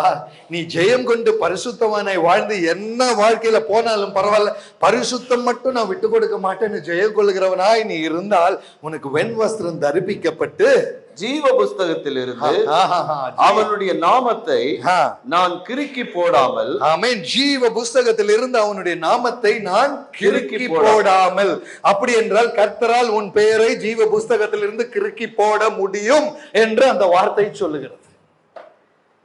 தயவு செய்து கவனமாக இருங்க தெய்வ ஜனமே. ஜீவ புஸ்தகத்தில் பெயர் இருக்குன்னு ரொம்ப அகங்காரத்துல உட்கார்ந்துடக்கூடாது. அவைக்குரிய வாழ்க்கையில என் பேரெல்லாம் ஜீவ புஸ்தகத்தில் கர்த்தர் வரும்போது நிச்சயமாக நான் போயிடுவேன், நான் எல்லாம் பரிசுத்தவான், இந்த எண்ணம் எல்லாம் இந்த பெருமையெல்லாம் செல்லாதுங்க. அவர் ஜீவ புஸ்தகத்தில் இந்த பெயரை கிறுக்கிறதுக்கு அவருக்கு அதிகாரம் உண்டு. இன்றைக்கு மாலையில அதை அறிந்து ஜாக்கிரதையாய் வாழ, அதுதான் ஜாக்கிரதை என்ற வார்த்தையின் அர்த்தமே. யுத்தங்களும் யுத்தத்தின் செய்திகளையும் கேட்பீர்கள், கலங்காமல் ஜாக்கிரதையாயிரு. உன் பெயர் ஜீவ புஸ்தகத்தில் வச்சிருக்கிற அளவுக்கு உன் வாழ்க்கை நீ விழித்து கொண்டு வாழ வேண்டிய வாழ்க்கை. ஒரு நிமிஷத்துல நீ அதை தொலைச்சிடலாம். அந்த நிமிஷம் கூட நீ அதை தொலைக்காமல் கர்த்தருடைய பிரசன்னத்துல நிற்க வேண்டிய அர்ப்பணிப்பு உனக்குள் இருக்க வேண்டும் என்ற தெளிவை ஆண்டவருடைய வார்த்தை தருகிறது. ஜீவ புஸ்தகத்திலிருந்து அவனுடைய பேரை நான் துடைக்க மாட்டேன். அது மாத்திரமல்ல, பிதாவுக்கு முன்பாகவும், பிதாவாம் தேவனுக்கு முன்பதாகவும், அவருடைய தூதருக்கு முன்பதாகவும் அவன் நாமத்தை அறிக்கை இடுவேன். உன்னுடைய நாமத்தை தேவாதி தேவனாகிய இயேசு கிறிஸ்து பிதாவுக்கு முன்பதாக அறிக்கை செய்வார். சபே, தூதர்களுக்கு முன்பதாக அறிக்கை செய்வார். முதல் வசனத்துல படிச்சோம், 7 நட்சத்திரங்களை உடையவர், 7 ஆவிகளை உடையவர் சொல்கிறதாவது, அந்த ஆவிகளான அந்த நட்சத்திரமான தூதர்களுக்கு முன்பதாக அவர் உன் சார்பில் பிதாவினிடம் பரிந்து பேசுவார். இந்த என்னுடைய குழந்தை இது உண்மையுள்ள மகளப்பா, இது உண்மையுள்ள மகனப்பா, சில சூழ்நிலையில விழுந்து போனா இப்ப இவன் நல்லா இருக்கிறப்பான்னு இயேசுவே உன் சார்பில் பிதாவினிடம் சொல்வதை உன்னுடைய சபையின் தூதன் கேட்பான். அதல்லவா இந்த சபைக்கு அழகு. ஹல்லேலூயா.